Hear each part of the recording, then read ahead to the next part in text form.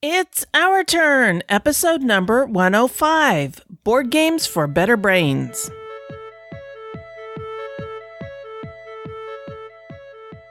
In this episode, Sarah Reed and I talk about the games we've played, including Fire in the Library, Herbaceous Sprouts, and Altiplano.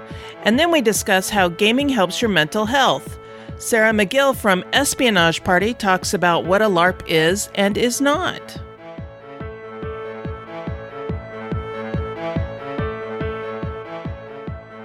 This is the Dice Tower Network, adding games to your wish list since 2005.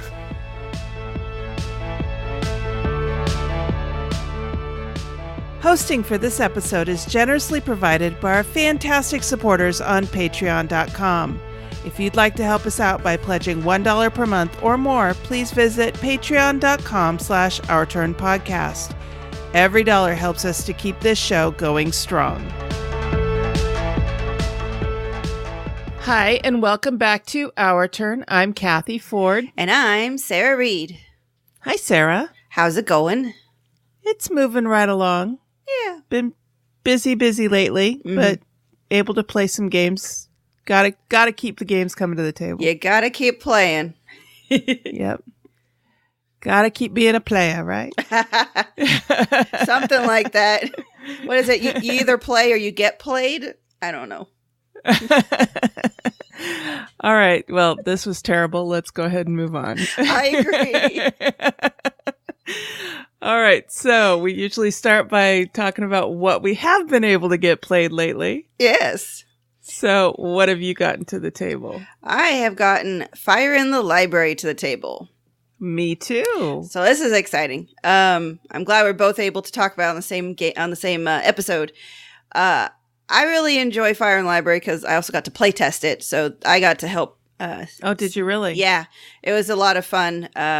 We gave a lot of feedback on the cards. By the time we played it, I mean, everything feels what we just played feels pretty much like what we played when we play tested it, other than we gave a lot of feedback on card clarification, just tweaking the wording of how different tools and things, which makes absolutely no sense until we talk about what the game is. Go for it. All right. So this is a press your luck game where you're trying to do your best to rescue books because, oh no, the library is burning down. There's a fire in the library. And Hence yes, the name of the game. Hence the name of the game. And yes, I've had a lot of librarians and book lovers completely aghast at this concept. But as I put it, you didn't start the fire. You really can't stop the fire.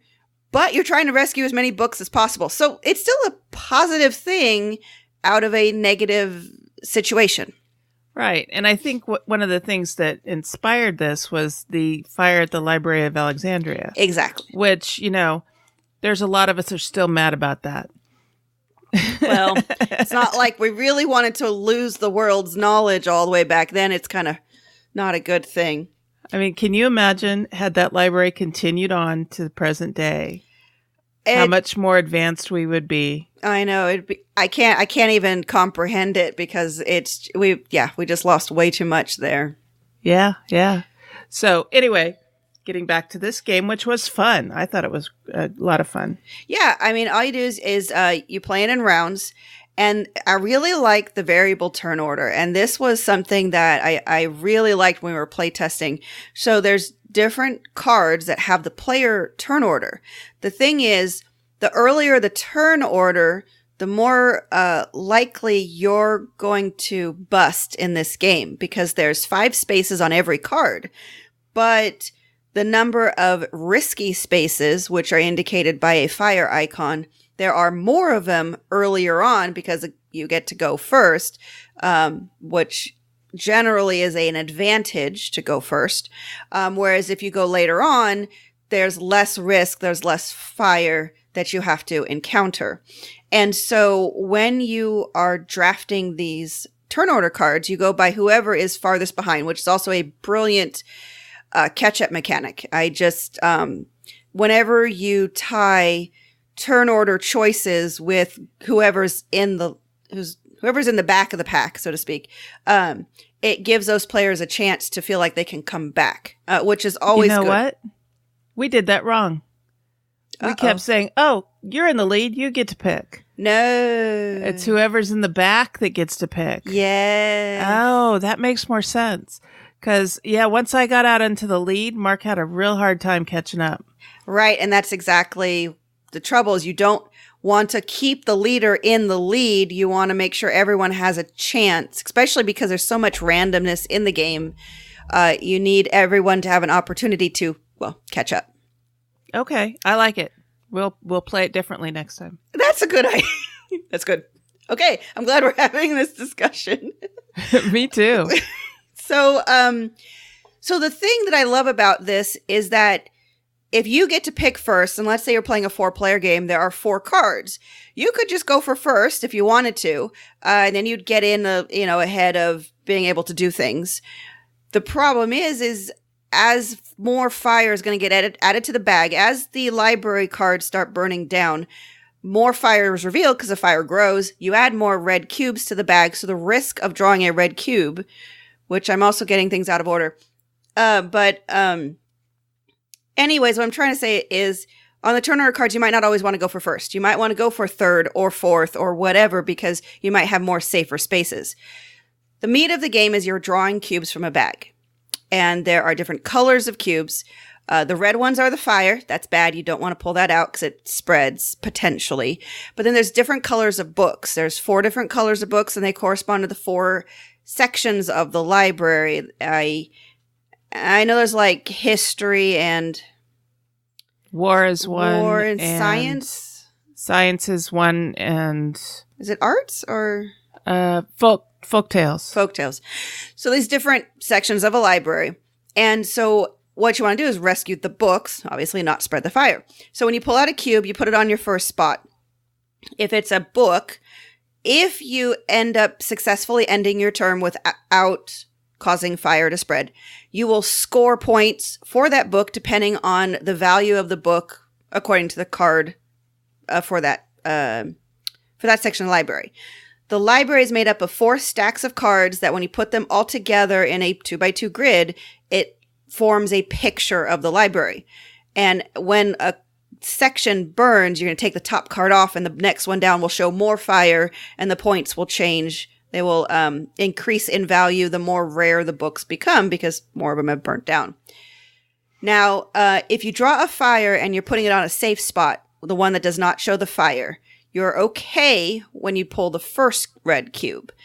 If you pull a second red cube, or your first red cube and it has to go on a risky space, you have caused the fire to spread. If you do not have anything to counter it, there are tool cards that can help you. But if you don't have any way to counter it, then you have to burn down a section of the library for each book cube you still have. So if you have a purple and a blue, let's say, and you end up causing the fire to spread, you will take the top card off those 2 sections. If it reveals a fire icon, you have to add another fire cube to the bag. And otherwise you continue with the game.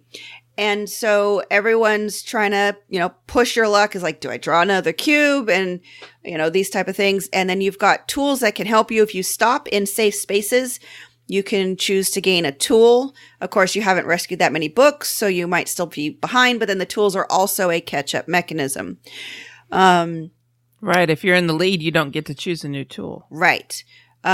This, I have to admit, is one of the points I get frustrated on because I want the tools because they're fun. You get to you get to manipulate things, and Will has to remind me, he's like, this is not a game about playing with tools. This is a game about push your luck and saving books. And I'm like, okay, but I want the gloves, and that bucket of water over there is so cool. The shovel's kind of neat, and too. The shovel's cool. So anyways. Oh, the torch. Yeah. I thought the torch was interesting because it actually takes a fire cube. Right. And you're using it to light your way through the library as you're looking for books to save. So it's a lot. There's a lot of cool tools, but the one thing I have to keep reminding myself, it's another catch-up mechanism. It's for those who are behind to help them catch up. If the person in the lead kept getting tools, they'd stay in the lead because they'd have ways to mitigate the bad luck. Right. But the great thing about the whole game is it not very short, but it does not take a long time to play. It is a good amount of time for the gameplay that it gives, because once one section has burnt down to the bottom card, it's all smoldering. Oh my God, the art by Beth Sobel is just beautiful. It is, as usual. As usual. I mean, Beth's art is beautiful, but it's just, I don't know. It seems like it just glows. I don't know if they've done some effects to it. Like, I think the logo on the box, it looks like it's just ethereal. It's like glowing. And depending on how you take a picture of it, it just really feels like it pops off the front of the book. It looks like a book, the front cover of the box. Uh-huh. And when you get down to that last card in the pile, it's just devastating. Yeah, it's so devastating to see that it's just all gone.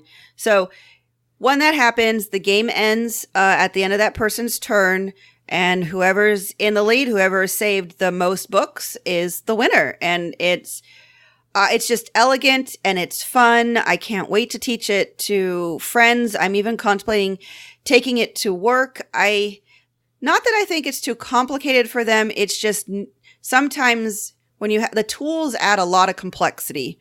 And that, I think, is the longest part for teaching this game to anybody casually. But the great thing is there is a variant. It's geared towards kids that takes out the tool cards. It does make it a straight push your luck game. So that's got its pros and its cons, because it's kind of like playing Agricola without the cards. It actually makes the game harder, because you have no way to mitigate the risk. But yeah, anyways, so I'm contemplating teaching it to anybody who will sit down and play it, because it's beautiful and it's fun and it's short and it's really overall not that difficult to teach. Yeah, no, I had a great time with it. Mark and I played it, and we were amazed by the art. And there was another artist involved as well as Beth Sobel. Mm-hmm. Her name is Katie Cow. I think that's how you pronounce it. My apologies, Katie, if I mispronounced your last name. And I think just looking at the different styles in the art, she did the cards. Yeah, I think so. And then Beth did the library. Mm-hmm. So, but the cards were clear, mm-hmm. and the art on them was lovely as well. You could just see a difference in the art style. Right. There's a difference. Yeah. Right. So yeah, I thoroughly enjoyed it. What do you give this game as a rating? I give it a 4. I mean, it's solid. It's not going to be the game we play all the time because it is a lighter game. So there's going to be times we want to play heavier games. But I can see it being that opening game of the night or maybe closing game of the night of like, people don't quite want to leave yet. So let's play Fire in the Library. So I gave it a solid game, a solid 4. Yeah, that's what I gave it to. I do think it has potential to go up a bit more, mm-hmm. With some more play and some more exploration. Yeah. But I could easily see this as something that, Mark and I can play after work in the evening, after dinner. Right. When we just want to play a short game. Oh, question on that. Did you play with the AI? In a 2-player game? I don't think so. Okay. Oh. Later in the rule book, there's the solo player robot, I think is what they call it. Okay. It helps ramp up the tension. So because we had played around with it in the prototype in the play testing, and Will said it's one of the few, having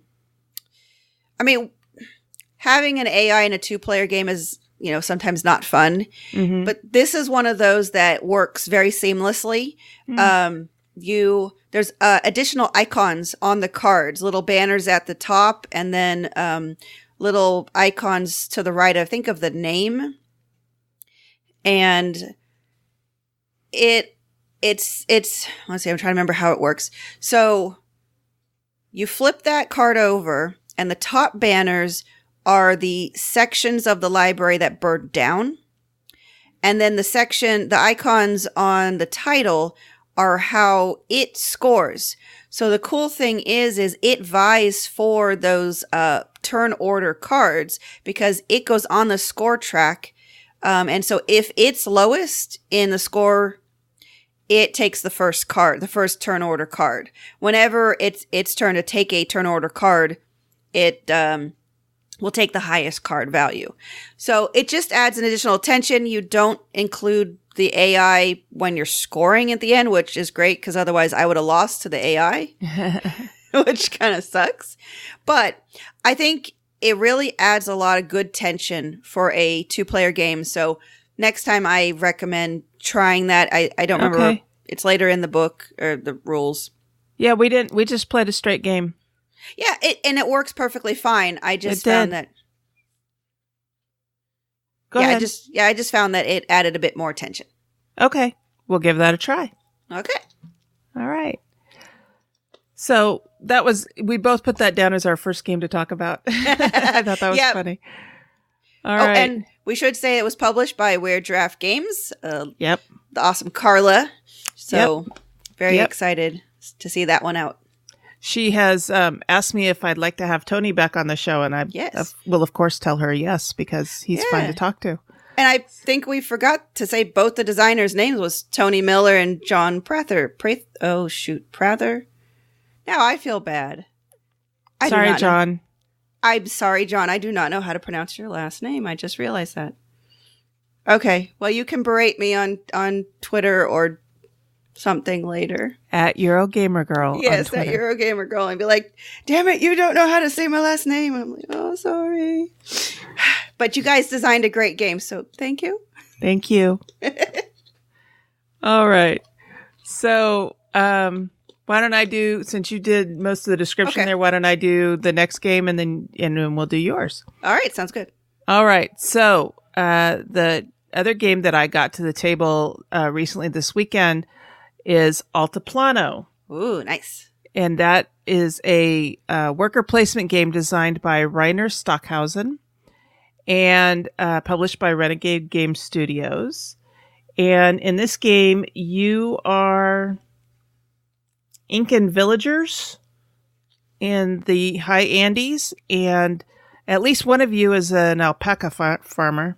The rest of you are fishers or food farmers, grow food, and you're basically it's engaging in the business and trade of the village.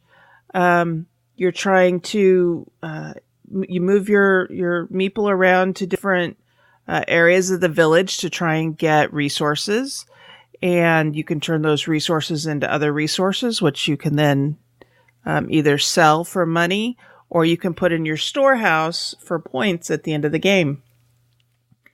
And this was a learning game for all of us playing,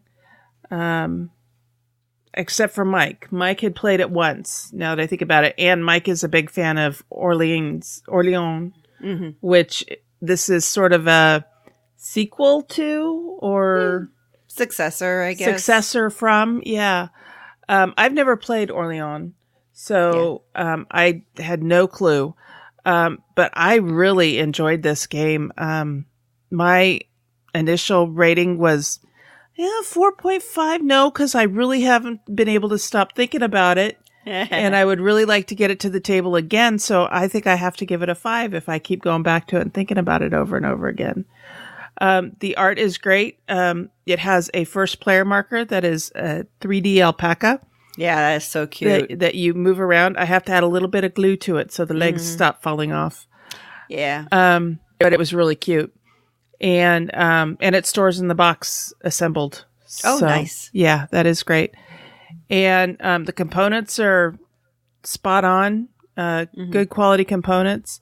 Once Mike was able to explain to us, how to play and what each area was for, then it all just started clicking into place as the turns proceeded. And I think I didn't do too badly. Mike always wins when we play games. He's one of those that, is able to generate a zillion points right off the bat. I'm looking at my score here real quick. Oh, no, I didn't win. I didn't come in. I came in last. Aww. That doesn't surprise me. But I felt like I'd done really well. It was actually a pretty close game. The highest score was 109 and the low score was 82. Yeah, that's not bad for those kind of games. Yeah. So it's also a bag building game. So you're taking, and they come with these little these little troughs that you put your tokens in once you've used them, and then you pick up your trough and you dump it into your bag, which I thought was kind of cute. Anyway, yeah, I think that's the first time I've played a bag builder game. Yeah, if you haven't played Orleans, that's the other really big one. I mean, there's been more since then. We have Orleans and we've played it, and that's pretty fun. And Altiplano is on my wish list. So, is this game actually one you own? Yes. Ooh, next time we get together, I think that's one you should bring with, because, shoot, brain is blanking. Somebody showed it to me at Orleans. Kevin, of course. Kevin Russ. He had brought a couple of games to show us, and we didn't get a chance to play many of them. We ended up playing Istanbul, the dice game, but he showed us how Altiplano set up and how it played, and it was definitely very interesting. I liked how it evolved on the bag building, because there's still a few things I have issues with Orleans, although I have to admit I haven't played all the expansions for Orleans. I cannot pronounce Orleans. Orleans. I'm gonna pronounce it my way. Sorry. Sure. But it's a lot of fun. Orleans, one of the expansions is a cooperative mode, and people said it's actually really good, which is really hard to imagine a Euro-style worker placement game cooperative, but sounds fantastic. Okay. But yeah, Altiplano sounds really great. It sounds like a good evolution of Orleans, so you may or may not want to go back. Orleans has a lot more expansion, so there's different things that you do. But yeah, bag building seems to be one of, I wouldn't say newer, but an evolved concept of deck building. Mm-hmm. And Mike had actually said that he had played, he's played Orleans quite a bit. Mm-hmm. And he said that he liked Altiplano better. That's what I've heard from most people. That they prefer Altiplano once they play it. It could just be things got more streamlined, smoother, that kind of things. Because things in your first design can be still kind of clunky, and that's kind of what I feel a little bit with Orleans, is that some of the aspects still feel a little clunky. Okay, all right. So that's Altiplano. I give it a 5. Awesome. We played it once. It went straight onto the played game shelf. We love it. Can't wait to play it again. Great. All right. So what's your last game?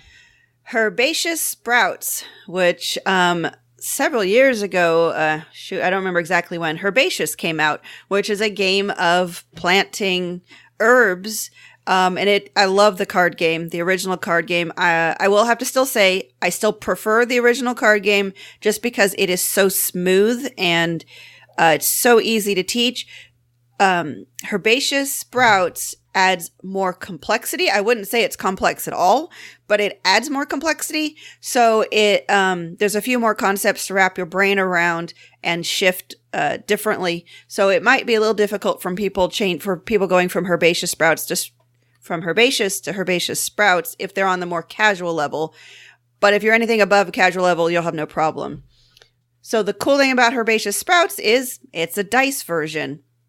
And you roll these dice there's different colors of dice, and that means that one of the sides has a special ability, but otherwise all 5 other sides of the dice are the same 5 herbs that are in the game. And you are trying to collect these dice to have different sides, and you're still doing a lot of the same things that you were in Herbaceous, such as making pairs of the same types of herbs, trying to collect all of one type of herb, and then trying to collect all different types of herbs. But now there's a central board. Instead of having your own little pots to plant them in, you now have a central garden that you're all planting in. So there's kind of a, I wouldn't really call it area control, because once you meet the requirements of a certain area and put your token on, that's your spot, and you've taken those victory points so nobody else can. So it's kind of a race game to get to certain goals. There's also flowers now that you can plant. So how you play is there's going to be cards equal to the number of players plus 1 set out. They're going to have spaces for dice. You pull the dice out of the bag, you roll them, you add them to the cards, and then you draft the cards with the dice. The cards will have different actions on them. So you could get actions. You need a trowel to plant the flowers. So you could have as many flower dice as you want, and if you don't have a trowel, you can't actually plant them. There's gardening gloves, which lets you re-roll dice. There's herb bags, which means you could draw more dice out. And so you'll be drafting and picking up these seeds, putting them in your wheelbarrow, and then you have the option to plant them. So for like the area that wants pears, if you have one pear, there's a spot and it's worth like 3 points. So if you do that, you turn the dice in, put your token on that space, and it's yours for the rest of the game. You now have 3 points. But if you can get up to like 3 pears, then you could get, I can't remember exactly points, but let's say 8 points, which is a big difference. But it's a lot harder because your wheelbarrow can only hold so many dice. And you can't keep more dice than, well, your wheelbarrow can hold. So it's kind of a, I would not press your luck, but you're trying to push your luck in terms of rolling the dice and getting what you want, and either planting right away and just doing as many small points as you can, or maybe pushing to hold on to dice to the next turn to be able to plant bigger. And so you keep doing this until you run out of cards, and that will be a certain number of rounds for the players, because the cards get set up depending on the number of players. And at the end of the game, you're going to add up your points, and whoever has the most points wins. This also has a 2-player AI, which is pretty simple. Is you still use the number of players plus 1 for the cards. Whichever card gets left in the middle has icon at the bottom, which shows which area the AI puts their token on. So they get to claim a spot to, again, add the tension so it's not just a wide open board. So overall, I found this a lot of fun. I don't love it as much as the original Herbaceous because, like I said, I just love that. It's a really streamlined card game. But if you want to play a fun dice game about planting herbs, this one is fantastic. It's designed by Eduardo Baraf and Steve Finn. The solo play is designed by Keith Matejka. I am terrible with names today. Matejka, I think. I apologize again. I am not good with names. The artists Benjamin Schulman and Bess Sobel did some of the art, like the backs of the cards look almost like the same as the backs of the Herbaceous cards. And of course, it's published by Pencil First Games. So I give it a solid 4. It's still really fun. Yeah, I can't think of much more to say. I know I resisted picking up Herbaceous for a long time because I'm like, planting herbs, what an exciting theme. But, it is just one of the most relaxing. It is just one of the most relaxing games. Yeah. And now, would you say that Herbaceous Sprouts is relaxing? Dice games aren't usually relaxing. Yeah, I think maybe that's why I like Herbaceous still a little bit more. Is Herbaceous is zen. It's still a bit cutthroat because you are still, drafting cards against other people. Mm-hmm. Here's where I think the tension is. So one of the things about Herbaceous is there's a set amount of cards. You don't know exactly how many cards of what type are going to come up, but you know that there's only so many lavender cards. So if you're going for lavender and so is everyone else, that can get kind of frustrating. So you will move on to something else and you'll shift because you know the known quantity of herbs that can potentially come out, not the order or anything.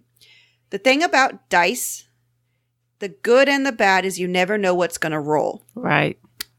And so if you need lavender, you cannot make dice roll what you want. You can have as many rerolls as you want, and it's still not going to come up lavender. So I think maybe that's why I find the game still a little more frustrating. But on the flip side, if all of your opponents are going for lavender and so are you, there is the potential that you all will roll lavender. So on the flip side, there's the unlimited potential that you will get exactly what you want because everyone could potentially get exactly what they want. Now, the likelihood of that actually happening is not going to happen. So I think there's a bit more tension there in getting the dice to roll the way you want them. And so it's not quite as zen. I felt like it's not that with Herbaceous I didn't have to stay engaged, but I feel like Herbaceous Sprouts requires a little bit more concentration, a little bit more planning. I'll have to admit, we've played this game twice and I have not won it yet. Will is just still far and above superior at this. But when he and I played Herbaceous, I think we both won. He won one, I won one. So it was a bit more split in the ability to maneuver through the game. Okay. So I'm not sure if that answered your question, but it's not quite as zen. Okay, that makes sense. I wouldn't expect a dice game to be as zen as a card game is. Yeah, because you're right. There's infinite possibilities of rolling, whereas with the cards, there's known quantities. Okay, that makes sense. All right. And your rating was a 4? Yep, I give it a solid 4. Really fun, and this is still another one I am so looking forward to teaching people. My coworkers love Herbaceous, so I'm hopeful to take this in and teach it to them and see what they think about the differences. It'll be a first for them. They're very much on the casual level, so they've never played 2 games with a very similar theme, just implemented differently. I'm very curious to see how they like it. Okay. All right. And that's what we've been playing. We have set up and been referring to and rating games by our own rating scale. Here's how we are using this scale. 5. Buy this now. 4. A good solid game. 3. Decent with some bugs. 2. Has great potential as kindling. And 1. Give me back the time I spent playing it.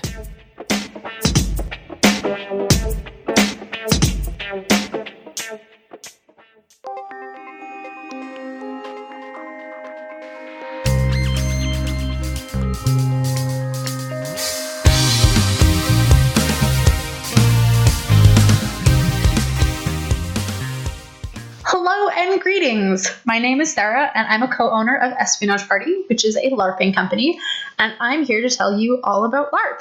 But Sarah, what is a LARP? Well, I'm glad you asked. Quite literally, LARP stands for Live Action Role-Playing Game, and in a LARP you play a character in an immersive story environment, doing everything in the real world as your character would do it, most of the time. Now, I want to start by saying that if you have never LARPed before and you're considering going to a LARP for the first time, don't panic.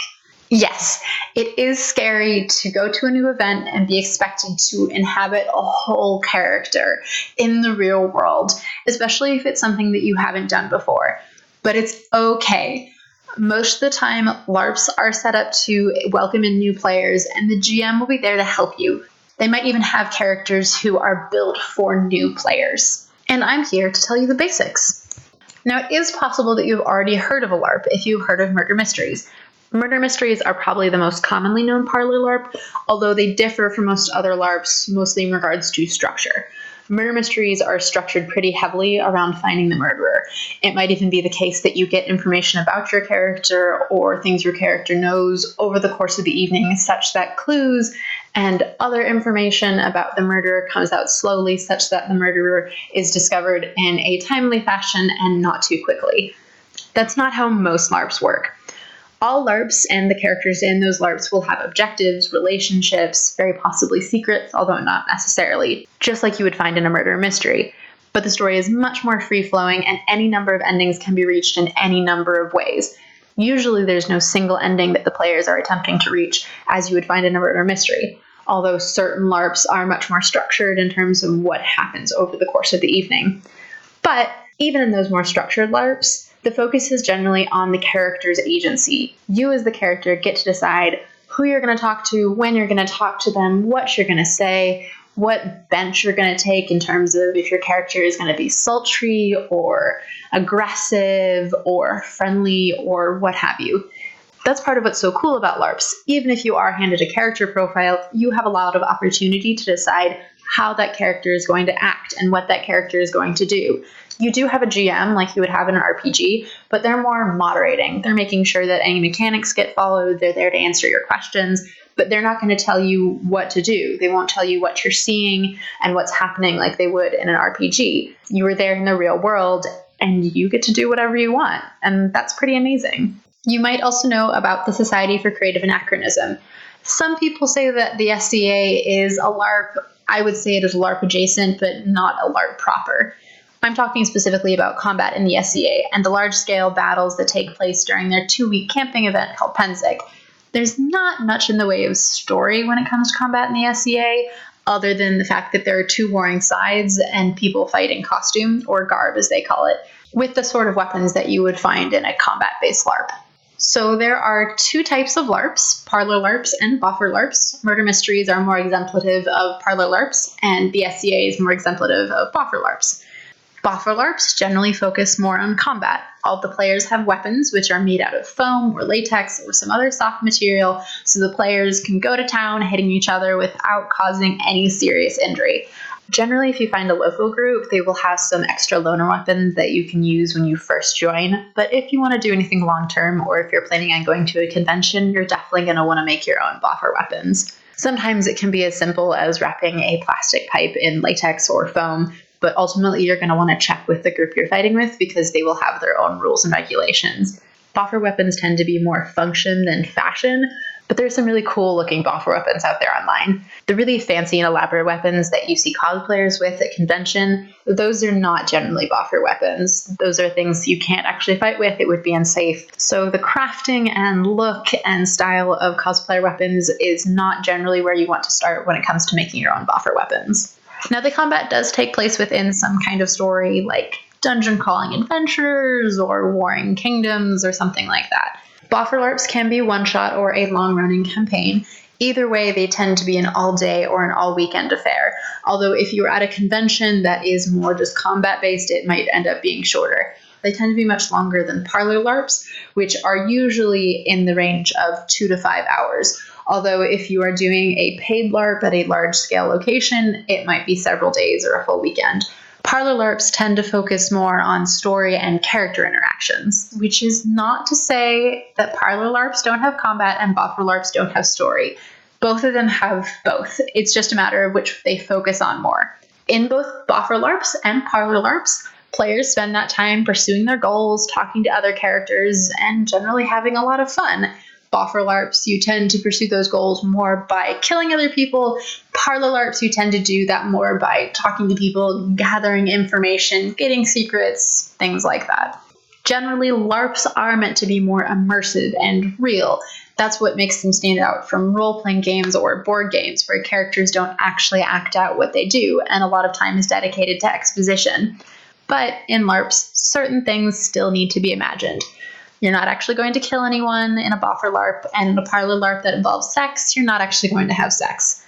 That's what mechanics are for, which I'll talk about in the 3rd installment of this series. Now, LARPs can take place in the real world, the past, the future, a fantasy world, honestly anything you can possibly come up with. Some LARPs are large-scale fairs that take place in setting appropriate locations, like a forest or a castle or a desert, but many of them are conventions, or in the case of parlor LARPs, in your own home. And most aspects of the setting will need to be imagined. Yes, you can do decorations, and I have seen a lot of really cool setups people have done for their parlor LARPs. But if the parlor LARP is set on, say, a boat, you're probably going to have to imagine that. Costumes are also very common in LARPs, although they aren't necessarily required. Large-scale LARPs, where players pay for the event and it's hosted at specific settings, are much more likely to require costumes. At a convention, that's not so common because players will generally play several LARPs over the course of several days, and they're basically living out of a suitcase.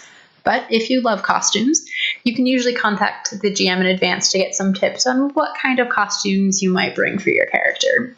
Sometimes the LARP will have a general theme that applies to all characters, for example, pirates, and you can just bring generally piratey type costumes. Depending on the LARP, you may create your character before the game, or you may get a full character sheet. you're more likely to get a full character sheet with backstory, objectives, relationships, etc. at a convention or in a parlor LARP.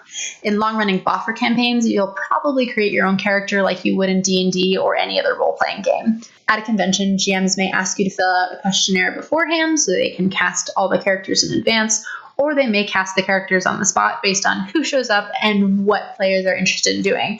For example, if you're interested in hosting, if you want to be a silly character, if you want to be a serious character, or they may base it off of your comfort level. I will go much more into detail about the specifics of what an evening playing in a LARP would look like in the next episode. However, I do want to give a really brief sort of mini overview of what that would look like.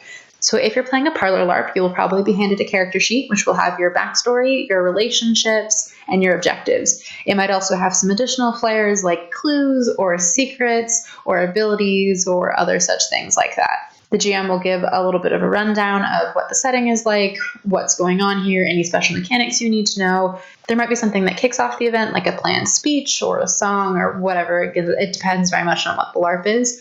And then the game starts, and you wander about and attempt to complete your objectives. Some parlor LARPs will have planned events over the course of the evening. They may even have scenes where you are taken out of your character to play a different character for a little bit, depending on what the structure of the LARP is. So you talk to characters, you tell them secrets, you have love affairs, you maybe do some murder, whatever it may be. And then the event ends. Sometimes there will be something that brings everybody together, some final event that ties up the whole story. Sometimes there won't be, and it'll just be the GM calling the end of the game. Sometimes there'll be a wrap-up where you'll sit down and you'll talk about what happened, or that might just be the end of the event and you have a bunch of hopefully great stories to tell all your friends about. I don't have much experience with boffer LARPs at conventions, so I'm not going to talk quite so much about those. However, if you were doing a boffer LARP with your friends or with an organization over the weekend, that might be a camping event or an event at cabins out in that area or hotels potentially, depending on how your group functions. Again, for a boffer LARP, you're probably going to create your own character profile with your own abilities and things of that nature. You're much more likely to go over safety mechanics in a boffer LARP because there is just more chance for physical injury. And then again, like a parlor LARP, there will be something that starts the events and then you head out. It is possible the GM will be more hands-on if there are certain things they need to describe to you, like there's a dragon ahead of you, you're going to need to attack it or sneak around it. But again, it is a LARP and the point is to be more immersive. If you want to sneak past someone, you actually have to sneak past them. So then you go adventuring, probably kill some people, and then the event will end at a certain time. So that's what a LARP is, but often I find it helpful to talk about what something isn't in order to further explore what it actually is. So like I said before, I believe combat in the SCA isn't a LARP because there's no story. The conceit of the battles at Pensick is that the East Kingdom is fighting the West Kingdom. But beyond a little division in regards to what camps fight on what side, that fact has no bearing on the combat. Some people do choose to play in character, but that's not the norm and it's definitely not the focus. There's also a little bit of story in regards to hierarchy in the SCA and who's king and who's loyal to them. But again, that's pretty loose and fast, and there isn't much in the way of structure or objectives. So without the story, it's mostly just combat. Renaissance fairs do have story. They have setting and characters. If you'd like to consider the people who are working at the fair as the characters, sort of as NPCs, some Renaissance fairs will even have a story in place. Like, for example, Drake is attempting to win the hand of Elizabeth I from someone else, and that's a story that you can work within.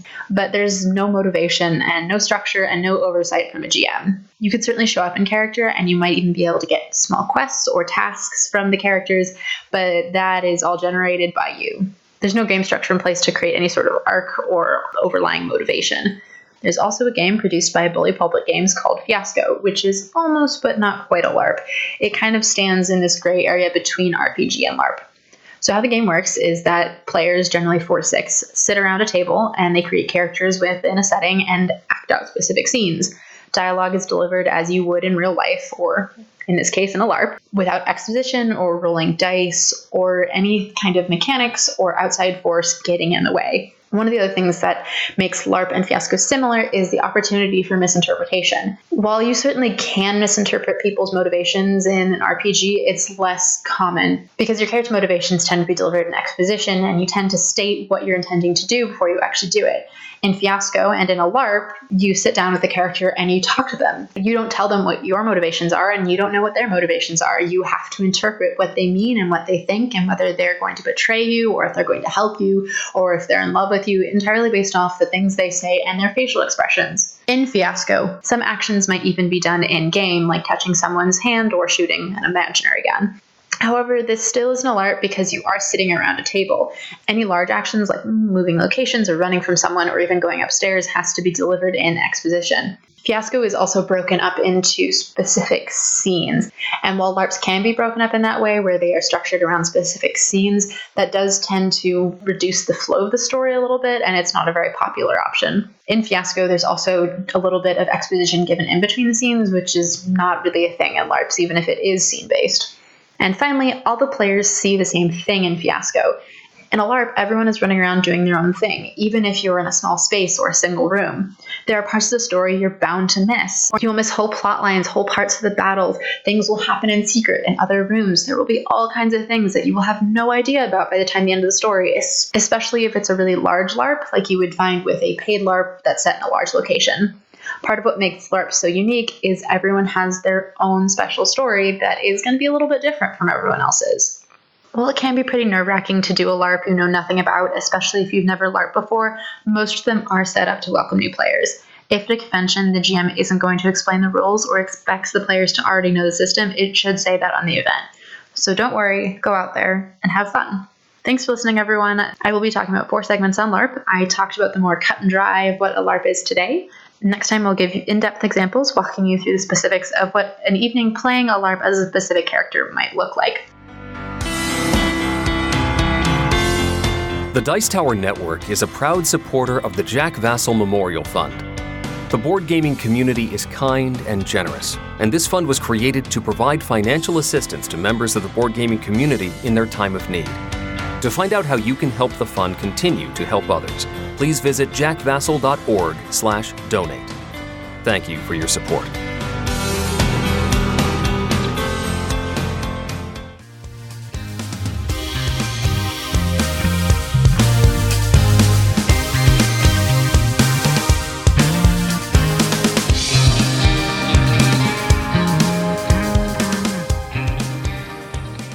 All right, for today's hot topic, we are talking about mental health and board gaming and how board gaming can be beneficial to your mental health. This topic was inspired by Sarah's tweets on Twitter about improving her mental health and overcoming imposter syndrome. So, Sarah, let's start off. What made you start putting those tweets up? Well, it comes down to, and I know this, well, I won't say I know this is crazy, but I struggle with recognizing that I'm a game designer. And why I do recognize that it is a bit crazy is that I have my name onto board games that are published. Therefore, I have very firm proof that I am a game designer. But I struggle with the concepts wrapped up in imposter syndrome, which is it's a fluke. It's all Will's fault. He did this, he did that. It's because of Ben and, all the work that he did being our publisher and so it goes on. And that's the problem with imposter syndrome is there's this voice that says that your successes are not your responsibility. You did not cause your successes. But on the other hand, everything that goes wrong is completely and utterly your fault. Uh-huh. Oh, yeah. Always. I suffer from that, too. Always. So I realized... And it becomes paralyzing. It does. It does. And the whole thing is that I was getting stuck on, well, how do I move forward? And then I would be like, well, now I don't have any motivation to work on any of our game design because I'm like, well, I'm fake, right? This is not real.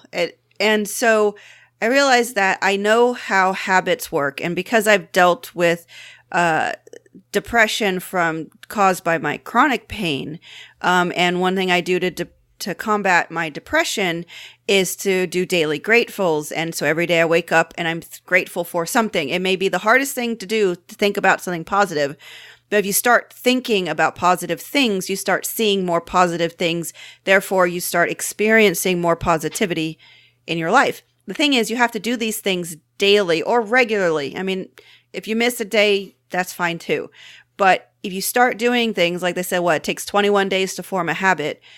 So if you do these type of things every day, and so I post every day, and I look at everything that I do, and it's not just, did I work on game design today? Did I succeed at being alive? Because sometimes being alive is just the hardest thing in the world.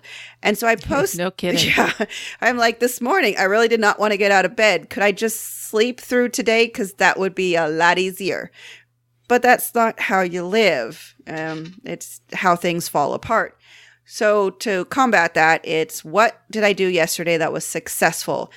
Even if it's watching TV, I successfully watch TV because you know what that is? It's enjoying yourself, and you need to enjoy life. It's not wasting time. So right. I post these things and I try to engage other people so that they know that they're not alone, because that's the worst thing with any type of mental health challenges is we still have a lot of stigma. And I believe we need to tear that down. We all have Absolutely. We all have challenges. It's part of being human. So yes, so I post every day, and I know it got spawned by game design, but as we're about to talk, there's so many mental health benefits to gaming in general that it's just wonderful to be able to share that with the community and get the feedback and see what successes other people had and things like that. And you know, in doing research for this particular topic, I did find too that it's not just board gaming; it's also video gaming, or playing in a sport. You know, now are there some negative effects to things like playing video games too much, for that matter, playing board games too much? Of course, there are. Anytime you go overboard on any kind of thing. I mean, is taking a trip up to Reno and playing at the casinos, is that a bad thing? No. If you're risking the rent money? Yes. Yep. You know, so there are good things.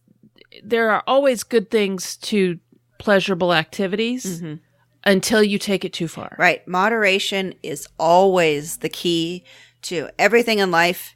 And it's definitely true here. I love board games. Can I play board games every day of my life? No.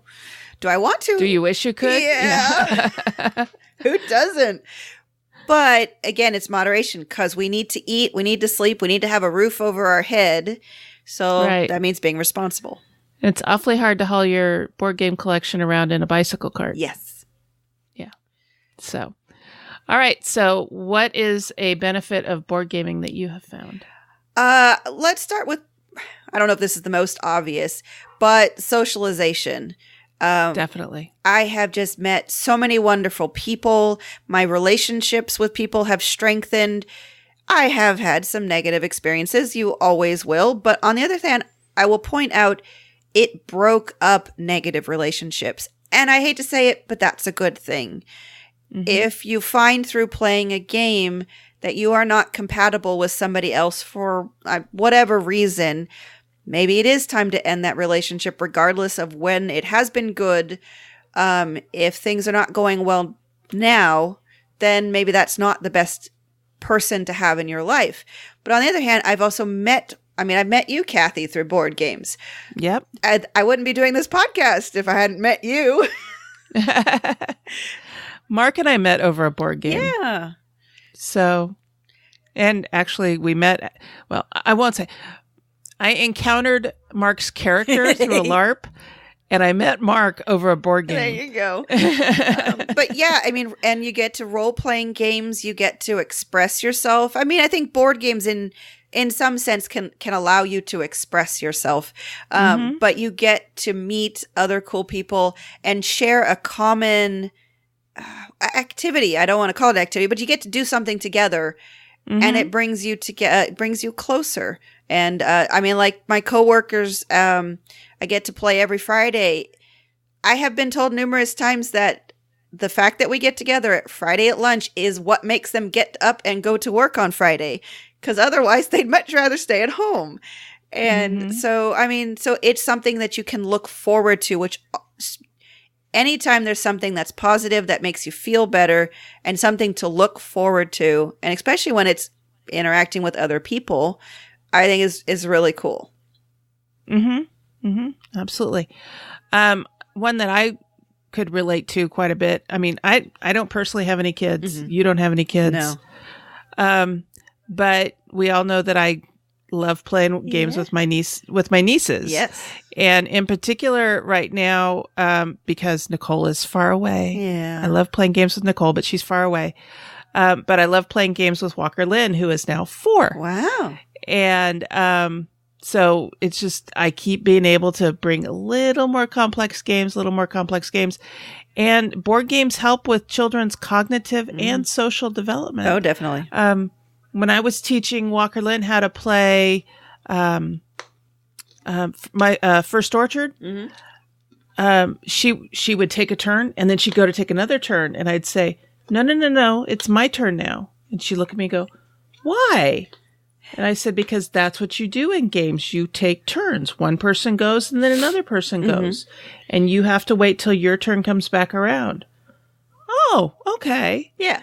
And then figuring out, at first, the first game we played, she was rooting for the Raven, which is who you're playing against. She wanted that Raven to win. And when the Raven won, my face fell. And I got so sad looking. And I'm like, we lost. Oh, no. And she's like, what do you mean? And I'm like, well, if the Raven gets to the gate, then we don't win. And all of a sudden it snapped into place and she has not rooted for that Raven ever since. That's hilarious. That's great. But yeah, those are things there are wonderful things that can teach kids. I see my friend Gary, he's got 3 boys and he's been playing board games with them ever since they could just play with pieces on moving them around regardless of playing the board game. And his boys are just, I don't know how to put it. I mean, just so intelligent. They're so smart. I mean, there's a lot of great cognitive development. So you're right. I don't have kids, so I don't see it directly, but I see it indirectly with other people. If you teach your kids how to play board games, they will be smarter. They'll be a little bit more advanced. For me, growing up, it was my aunt and my grandmother that I played board games with. And those are also really cherished times that I remember fondly because then that's positive memories that I have of them. And unfortunately, my dad was always a very competitive person, so he would never play a board game because he would never want to lose, which was hilarious. The other time I brought Timeline over, my dad knows everything about history, and he could not stop walking by the table and telling people exactly where to put cards for Timeline. I'm like, Dad, you can you can play. And he's like, no, I'm not playing. And I said, well, then don't give people the answer. But anywho, so that's funny. So yeah, gaming with kids, I think it's fantastic. It's all good. Another thing that I found out, and I have seen in my own personal experience, is that it keeps your brain younger for longer. Yeah. My grandmother just turned 99 on Saturday. Wow. This past Saturday. And she still lives on her own. Wow. The DMV has renewed her driver's license for another 5 years. What? So she'll be 103 when her driver's license expires. After her last birthday in last year, they renewed it. She doesn't drive. Okay. She doesn't drive. It's a little scary. She doesn't feel confident to drive for herself. And so I asked her, I said, well, if you're not driving yourself anywhere, why did you renew your driver's license? She goes, because I'm just not a quitter. She's got it just in case. Yeah. And they made her promise that if she didn't feel like she could safely drive anymore, that she would give it up. And she promised she would. That's good. But every time I go down to visit my grandma, I take a game with me. Wow. And I'm not taking, Altiplano or Robo Rally or anything like that. I'm taking things like Suro and Quirkle, and I took Flux one time. She thought it was a stupid game, but she kept winning.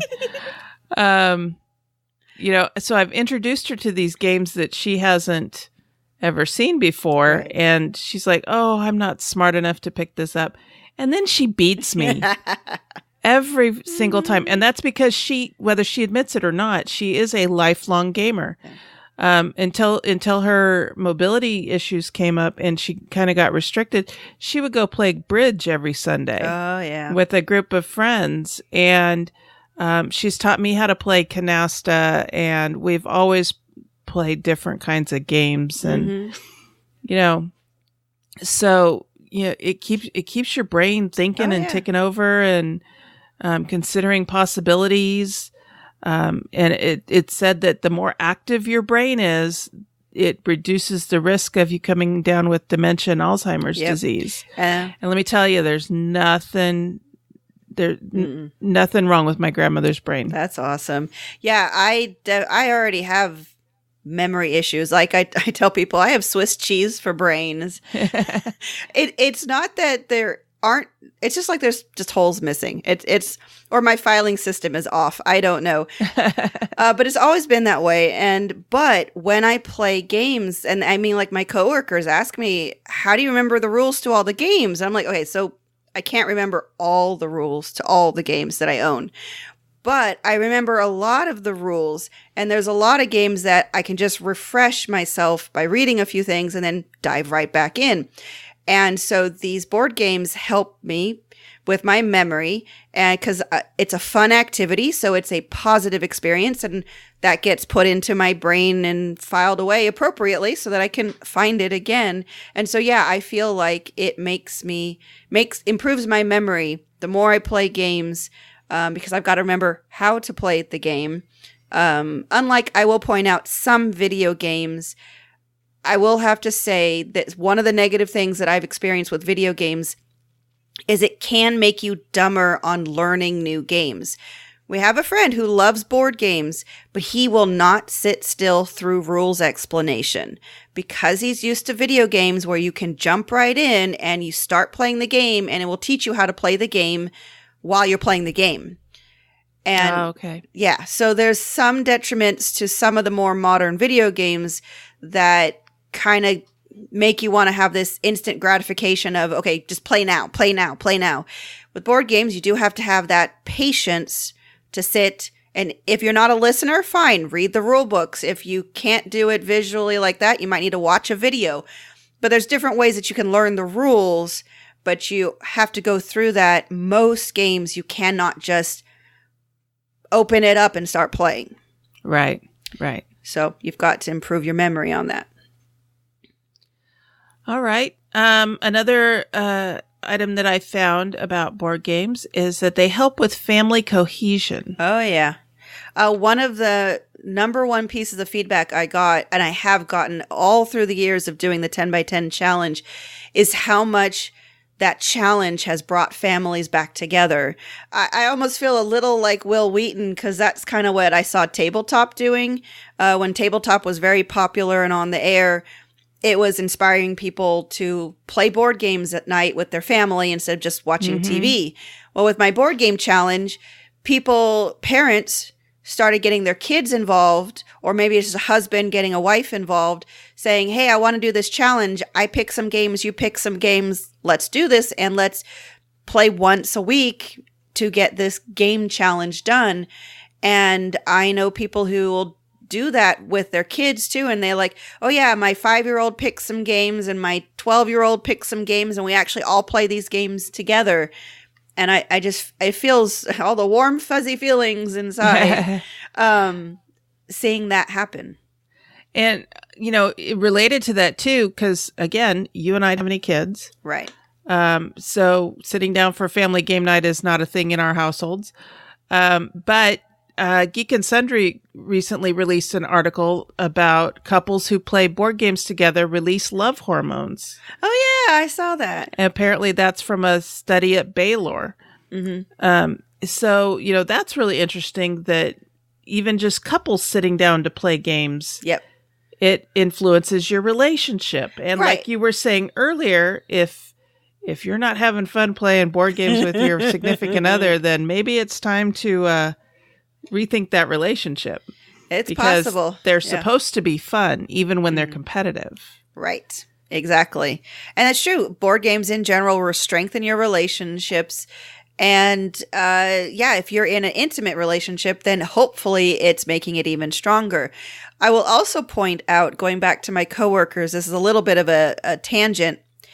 I really firmly believe now that if I were to do an interview for work, I would want to give each interview candidate a small, short game, have them read the rules and teach it back to me and see how they play that game, because I have learned more about my coworkers through playing games with them on I guess it is what it is. Seeing them play board games, I have seen how they've grown in their jobs, and I've predicted how they've grown in their jobs or have not grown in their jobs by seeing how they play board games. Ah, okay. So I can see a lot of a person's personality come out when they play games. If That's true. Rush through the rules, or if they ask a lot of detailed questions, or if they pick up things very quickly. There's this one girl who, I shouldn't say girl, one woman, younger woman, who is not part of our group right now actively, but she would come and it was a new game. She'd pick it up like in 2 seconds, and she just really understood it, especially if it was a math-based game. And she got promoted really quick because she just grasped concepts so quickly. Mm-hmm. Other people who I see are very, the social people who are very much concerned about how others are enjoying the game. While I haven't seen them rise so much up in being promoted, I can see that a lot of people at work really care about that person because they are more a social person. They're there to help as much as they can. So I don't know where I was going with this, but it's just something that I've been noticing, and something that's been brewing in my brain for a while, that you can get to know a lot about a person through playing a board game. And I think that's just a fascinating thing. You can't do that with a lot. You sit and watch TV together, all you know is whether they like popcorn or not. Do I sense a job interview game brewing in your brain there, Sarah? Maybe. I don't know. Maybe. It'd be really meta, but we'll see. All right. Well, what else did you have? Well, I guess confidence. My confidence has grown a lot. Because of various things that have happened in my past, I don't have a lot of self-confidence, but it has definitely improved over the last several years, and I attribute a lot of it to board games, not just being a game designer, because there are points I do recognize I am a game designer. So for those out there worrying that I'm really completely crazy and do not understand that I am a game designer, I do understand I'm a game designer. There's just times I don't accept that I'm a game designer. But being able to say that's a game I helped create, which is a statement that will always be true, it just gives me all these warm, fuzzy feelings inside, and I feel so much better about myself, and I feel like I can brace the day, and whatever's going to happen, I can handle it. And I attribute a lot of that to playing board games. Not that I always win games, but that I can play a fun or a challenging game, or both, because a challenging game can be fun. And I feel better about myself after that because I learned new rules and I applied myself as best as I could. I enjoyed myself, and that just brings around a lot of feelings of confidence in myself. Confidence like if before board games, I don't think I ever would have done a podcast. Not because I didn't have interest. I've had plenty of hobbies before now, but it's given me a new level of confidence in myself to be able to talk, sometimes not coherently, but talk about board games. And that, like I said, takes confidence. You talk enthusiastically about board games, and that's what's important. That's true. That's true. That's true. All right. So anything else? Let's see. We talked about confidence, imposter syndrome. I don't know, as social. I mean, cognitive. I know for cognitive. I know for some people on the social is definitely when you have a lot of anxiety about being around other people, being able to do. I don't suffer that kind of anxiety, so I can't talk like greatly about it. I can. Okay. So I hate going to little parties, where you're just supposed to stand around and chit chat. Yeah. I don't chit chat. Yeah. I don't chit chat well, I should say. Because obviously I do a podcast, I can chit chat. Yes. But I don't talk to strangers well, except when there's a board game between us. Right. And then you're playing the game and you're getting to know one another and you're able to do something. And so if the conversation peters out, it's not a big deal because you've got this board game in front of you that you're doing. I think board games are just a wonderful icebreaker in getting to know people. Yeah, I mean, I've been, the type of wallflower where I'll go into a gathering where you're supposed to be you're talking with people, and I'll just kind of stand against the wall and look around. And a lot of times there are those people that want to include everybody and everything. I'll wait for one of them to go, come here, come on over, at these parties. I don't have that problem at board game parties. I go find a game, I dive in, and off we go. So I agree with you about the confidence level of things. Yeah. Yeah. So I feel like there should be more, but I'm just... Oh, I am sure we have not exhausted this topic, and I'm sure we'll be revisiting it at some point. But let's ask the audience, how do you find that board games help your mental health? And that doesn't necessarily mean to imply that, you've got a mental illness like depression or anxiety or PTSD. Just everybody has mental health. Yeah, there's of one stress. Stage or another. Yeah. And so how does it help you overcome stress or shyness or anxiety or being somewhere you don't necessarily want to be? Does pulling out a game help make that a little easier for you? We want to hear from you on Twitter. You can talk to Sarah. She's Eurogamer Girl. I'm Our Turn Podcast. You can also tweet at my personal account, which is Cathy's Brain, Cathy with a C. Or you can talk to Sarah, manages our Facebook page, which is facebook.com/Our Turn Podcast. Or you can come over to BoardGameGeek.com and find guild number 2600 and tell us about it in there. We'd love to hear from you. We always love getting your comments, right? Yep, exactly.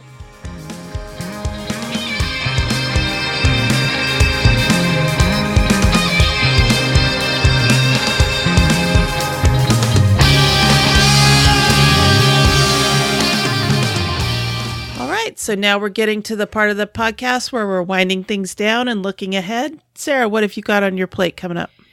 Well, I want to first say I'm very excited because we have been successful at getting Oaxaca into more stores.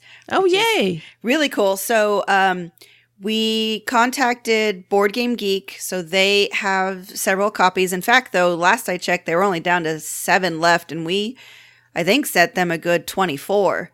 Nice. To start with. So that was really cool. So this is the official Board Game Geek store, not just like, the marketplace. Nice. Yeah. Then you should send them some copies of Project Dreamscape too. Well, the thing about Project Dreamscape is we're down to about 7 copies left. Oh, all right. So, well, that's good. That's good. Then so all the Oaxaca copies are warehoused at, I am blanking. Shoot. Okay, they're in the warehouse that Cool Stuff Inc. owns, and I don't know why my brain is blanking on it. So we're working with Cool Stuff Inc. on a consignment basis. So we have all the Oaxaca copies warehoused in their warehouse because that's who we chose as our shipper for the Kickstarter. So since it's already in their warehouse, we just authorize and say, hey, we sign this contract. We give you access to 100 copies. Here is the MSRP. If you want to discount it, this is the minimum we want you to go down, which we did $25. Because Cool Stuff does that a lot. They'll discount things down to, like usually 30% off. And then so whatever the price is when they sell it, they get a percentage, we get the rest. So it's on a consignment basis. So they have not invested any money. We have, since the games are there, we have not invested any money. So, but now I can tell people it's available on Cool Stuff Inc. Nice. So you can go there. And of course, when I tweeted that out, I had friends in the UK and Canada say, hey, what about us? Because shipping from Cool Stuff is horrendous to those regions. Well, the hard part for me is I'm on a, case-by-case basis. I need to find stores that are even interested. So someone recommended Board Game Bliss for Canada, and their Twitter account actually responded saying, hey, yeah, the owner might be interested. Send him an email. So we sent him an email, and they said, yeah, I think we'll try 12 copies. So we're in the process of getting 12 copies sent to Board Game Bliss up in Canada. So soon I'll be able to announce that the Canadian friends who want Oaxaca and not pay an arm and a leg for shipping can get it from Board Game Bliss. Nice. So we're working on more ways, and we are looking into still some UK. We have copies at Games Quest in the UK, but anybody who is familiar with Games Quest knows that they're a bit problematic at the point they are overwhelmed and able to meet the demand. So it's a little slow going working with them, but we're hoping we might be able to figure something out. So that's one of the things is we've got to move these copies, and I guess the best way we're going to be able to do it is find stores that want to buy some copies and just move it that way, because we can't get into distribution. We have not enough copies. Oh, okay. Otherwise, looking forward, got my game design meeting this Saturday. Also, this Sunday, which will be March 10th, we are doing a Lego display at the SAC Toy Con at the Scottish Rite Centre. Oh, nice. Yeah, so they do the SAC Toy Con regularly. And last year we went and did a nice big display, and they liked it. People liked it, so we got invited back. So we'll be there all Sunday. And yeah, just otherwise playing more games, still trying to get through our unplayed games. And yeah, just that's about it. Okay. So Your Turn Events has an event coming up on March 30th. Nice. That I'm excited about. We're meeting at the Valley High North Laguna Library in Sacramento from 6 to 9 p.m. Yes, this is after the library closes, but their community room will be open. Nice. For people to come in and play games for a few hours. So looking forward to that and getting ready for that. And still trying to plow my way through our unplayed game shelf. I have set my sights on breaking open a game called Golden Wilderness. Haven't heard of that one. That's from the same designer that did Leaving Earth. Wow, I haven't heard of that one. Oh, you haven't? Oh. Well, it sounds familiar. It's about the space race in the 50s Yes. and 60s. Okay, I am familiar with that one. Yeah, Joe Fasulo does. He does a lot of historical games, and what's neat is the games really have the flavor of the history period. Nice. He did another one called Victory Through Industry that was about the basically the industrial boom because of World War II. Ah, right. War production. Uh-huh. And this is another one that he did called Golden Wilderness, and it's about exploring California. I kind of figured it had something to do with the gold rush. I think it's more about exploring California, though. Oh, okay, than then it is just about the gold rush specifically. Okay. I played this, back in like 2013, I think, at my very first game con, which was Conquest Avalon. Wow. And he was there demoing it, and I remember playing it, and I enjoyed it, and I bought it not too long ago. Haven't got it to the table yet again. So I'm like, I really want to play that. So I'm going to crack it open and read the rules. Nice. And hopefully be able to talk about it soon. So that's what I've got going on. Nice. Yeah. So where can people find you? You can find me mostly on Twitter at Eurogamergirl. I also run the Our Turn Podcast Facebook page on Facebook /Our Turn Podcast. That's mainly it. And then you can find me on Twitter as at Our Turn Podcast or as at Cathy's Brain. And that's Cathy with a C. I also am the Guildmaster at our guild on BoardGameGeek.com, which is guild number 2600. And we also have a Patreon campaign going on. So you can find that if you're interested at patreon.com/ourturnpodcast. And you can find links to all of these things on our website in our show notes, which is ourturnpodcast.com. Sarah, thanks for joining me today for this episode. Glad I could be here. Yeah, I thought we had a really good discussion. I think so too. That was really good. And I look forward to continuing having discussions and about mental health and board games because it's a very important topic that we normalize. Yes, absolutely. All right. Until next time, and on behalf of the entire Our Turn podcast crew, that was our turn. Now it's yours. Thank you for listening. This episode was recorded on March 6, 2019, and is written and produced by Cathy Ford and Sarah Reed with assistance from Sarah McGill and Mark Ford. We want and encourage your questions, comments, and feedback. Please call 916-426-2873 and leave us a short voicemail, or send an email to feedback@ourturnpodcast.com. Our theme music was composed by Adriana Crickle. Incidental music was provided by Purple Planet Music. Please check out our show notes to learn more about these talented artists. The material in this episode is copyrighted under Creative Commons Attribution Non-Commercial No Derivatives 4.0 International License. If you want to learn more about the games discussed in this episode, please visit our website at ourturnpodcast.com/episode 105. You can find a list of the games along with links to their listing on BoardGameGeek.com.